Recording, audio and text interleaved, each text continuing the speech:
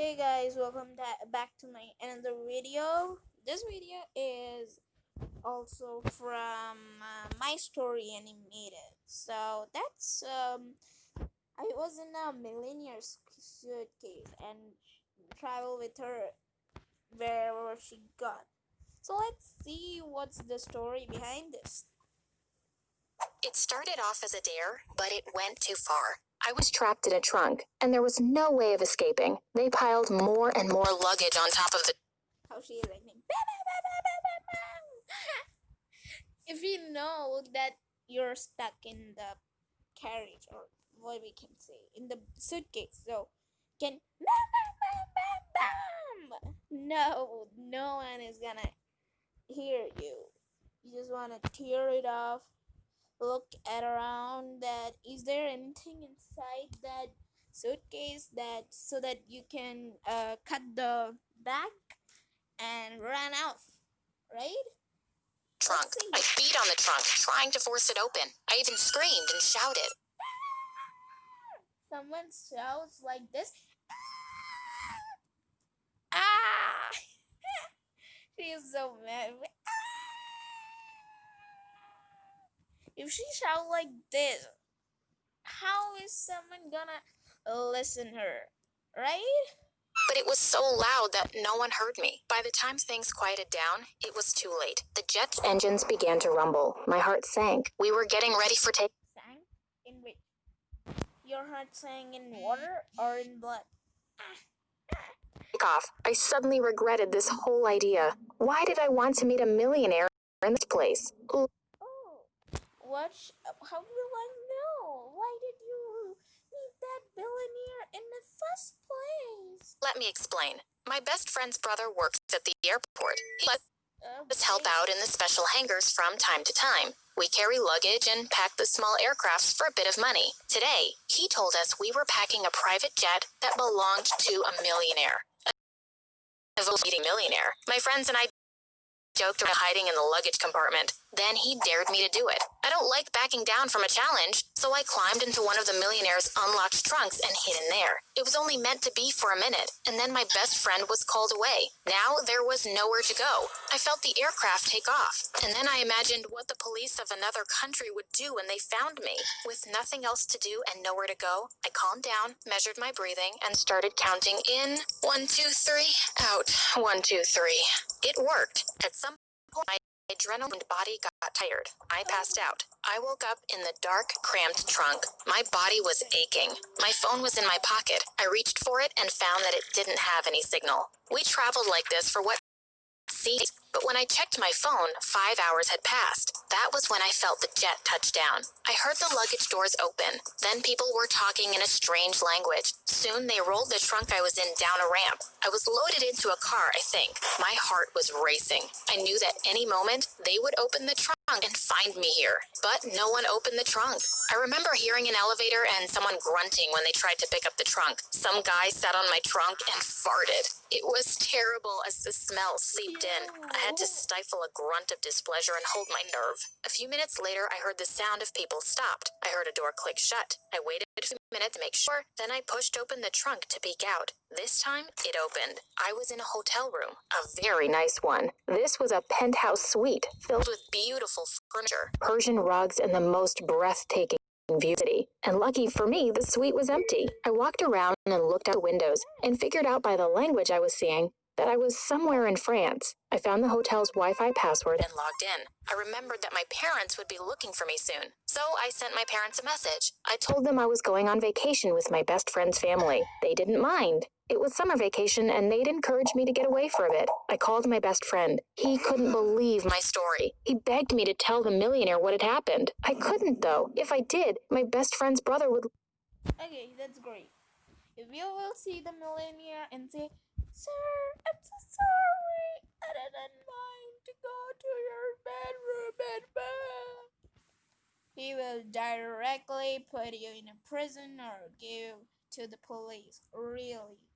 lose his job. No, I was going to need another plan, and I needed it fast. As a kid, I was always great at playing hide and seek. I knew how to be quiet and steer clear of people. So far, my hiding skills had worked. With a bit of planning, I thought I could keep hiding and have a nice little holiday in the process. I decided to try this Nice little holiday. Oh. out. What did I have to lose? Now that I was in the suite, there was no need to get back into the trunk. I found all the hiding places in each room and was always ready just in case the door opened. I ordered myself room service and charged it to the room. I ate quickly and hid the evidence.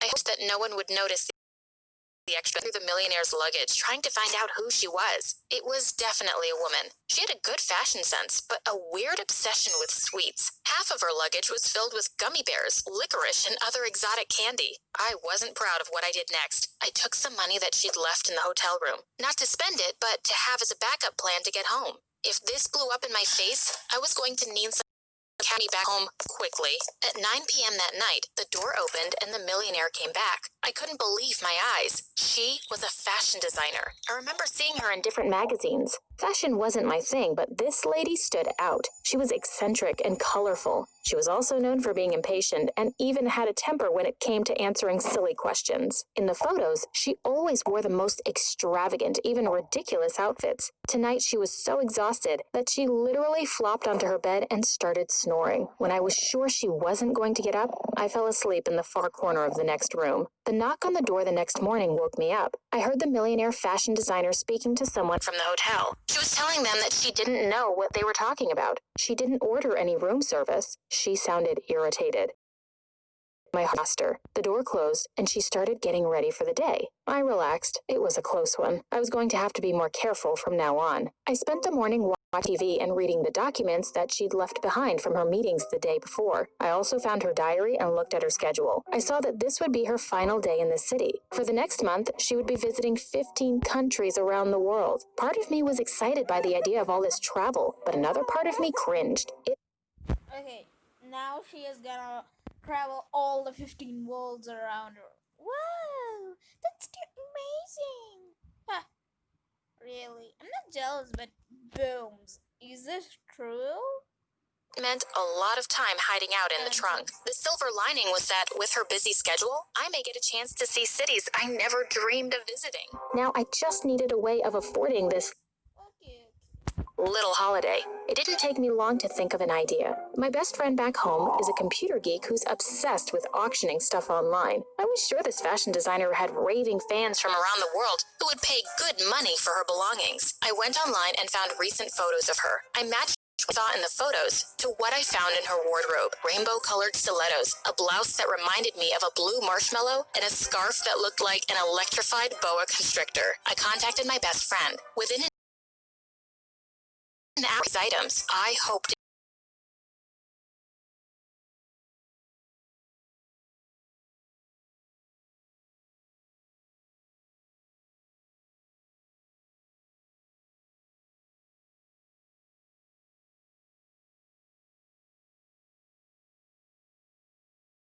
it would work. Sale and buying steps, right?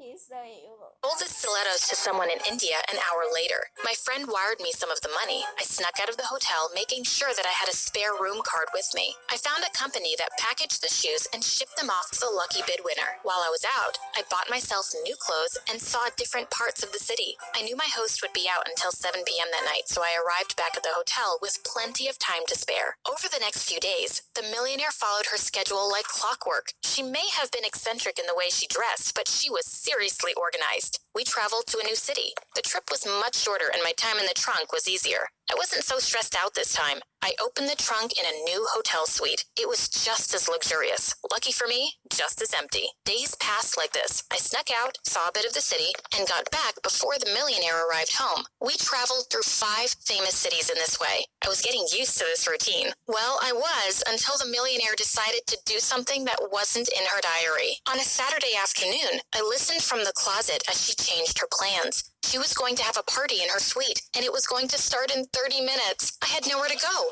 I was stuck in this closet. I listened as people flooded into the suite, bringing food, music, and entertainment. The party began. I listened from the closet. It sounded like people were having a good time. I would have fallen asleep like this if I didn't hear the closet door opening. I held my breath. It was the millionaire. She was trying to hang up her coat, but she kept missing the hook inside the door. She giggled as she did this. She was behaving very differently to the way she normally did in her room. She was much more relaxed. I tried to make myself as small as possible, but the coat kept falling. It landed on me. She reached for it and squealed when she touched my hair. I tried not to move, but I couldn't help it. She pulled the coat off me, seeing me hiding in the corner of this tiny closet. I knew that it was over now. My mind raced with what would happen next. Would she send me to jail once she found out I had stolen her items? I was about to apologize to her, to tell her that I was sorry for hiding out and selling her things, when she interrupted me. "My dear, what are you doing in the closet?" she said to me. "Don't be shy. Guests need to mingle." She helped me out of the closet and welcomed me to the party. She told me that there were better places to hide if I didn't want to speak to people, like the balcony because of its view of the city. I noticed the glass of wine in her hand and I felt relieved. The alcohol was making her a lot friendlier, even to someone she'd found in the closet. There must have been 100 people there. I don't think she knew more than 5 of the guests, and she thought that I was one of them. I spent most of the night talking to the millionaire fashion designer. It turns out she was a pretty cool person. We actually had a few things in common. Yeah, she's a pretty cool person. She was not drinking alcohol. She would really go to jail that she sold all the stuffs of her. In fact, we were both from the same small town, the home that she grew up in. She told me how boring most of these parties were, but she was really enjoying this one for a change. We spoke about what she planned next in her business and how she'd become so successful. We danced, laughed, and had an amazing time. I met some very interesting people at this party. I also ate a lot of candy, and eventually I fell asleep on the couch. It felt great not having to hide for the first time in almost a month. I woke up the next morning on the couch. There was a cleaning crew tidying up the mess from the night before. Most of the guests had left. Some were still sleeping on the couches in the suite. The millionaire was dressed and getting ready to leave. She saw me and thanked me for the company last night. She told me that the next time she was home, she'd stop by and visit me. She called the reception, and a few minutes later, 5 men were carrying her luggage out of the room. They took everything, including my traveling trunk. I tried to keep cool and smile, but seeing them carrying out my travel trunk made me panic. I shouted then just looked at me strangely. I smiled at her and told her that it looks like something that belonged to me. Then she stopped and turned back to me. She asked me if I had seen anyone wearing a pair of rainbow stilettos. By the way she looked at me, I was sure she knew that I'd taken them. I took a deep breath and shook my head. She paused for a moment and then shrugged. She said it was one of the reasons she didn't like these parties. So many strangers would take little souvenirs home with them. They were her favorite pair of heels. She shook her head and gave me a goodbye wave. I waved back and watched her leave. Standing there in the middle of this empty hotel room, a knot was forming in my stomach. The knot was That.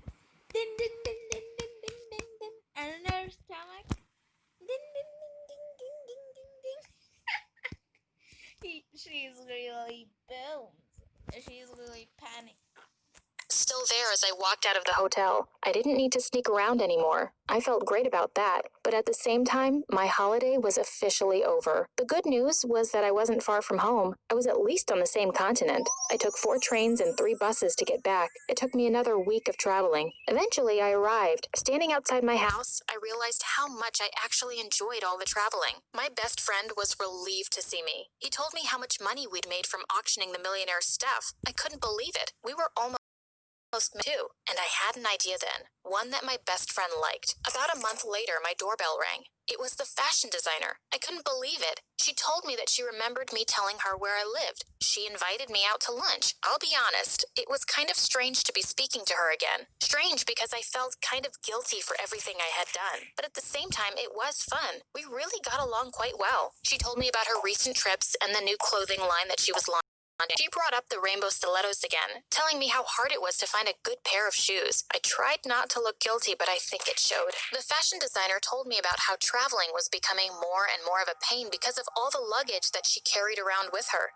So many people were always giving her things that she didn't want, but she didn't want to hurt their feelings by refusing the gifts. And then I had the idea, a way that we could work together. My business idea was simple. I would take some of the items that she didn't need anymore and auction them online. She listened carefully and nodded. She liked the idea. All she asked was that some of the money be donated to her favorite charity. I agreed. Together with my best friend's help, we began auctioning off her unwanted items. Over the next few months, she sent me all sorts of clothing, shoes, and jewelry, along with photos of her wearing these items. My best friend loaded them up onto the online auction site. The lucky winners received a box, along with a real letter from the fashion designer, thanking them for their purchase. What started off as stealing turned into a legal business for my best friend and I. Within a year, we were millionaires. And best of all was that we now had a millionaire business partner. There was something that bothered me, though. The rainbow stilettos. I still felt guilty about them. So I tracked down the original buyer. By now, we had the money to buy back the rainbow stilettos from her for twice what she paid for them. She agreed to sell them. You should have seen the fashion designer's face when I gave her a box with the rainbow stilettos. She was so happy. She asked me how I found them. I told her it didn't matter. She paused, closed the box, and pushed it back to me. Keep the shoes. Just remember to send a fraction of the money that you gain from the auction of these to the charity. My gaze dropped, and I shook my head furiously as she sipped her coffee. Did she even know what I had gone through to get these silly shoes back? We sat in silence, wondering how much she knew. Then I relaxed. It didn't matter now. As I looked back at the past few months, I realized how crazy this all was. From being locked in a trunk to being business partners with a millionaire fashion designer. Sometimes life takes you on a wild ride. All you have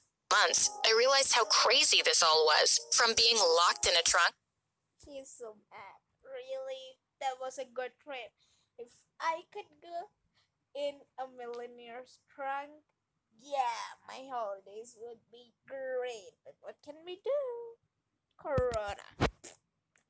To being business partners with a millionaire fashion designer.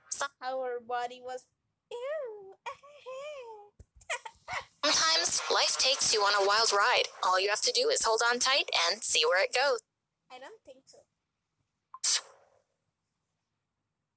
Thank you for watching my video. So, like to ship means remember that you should subscribe our channel, like our channel, and comment below so that we can take care of our mistakes. Thank you for watching this video. Bye bye.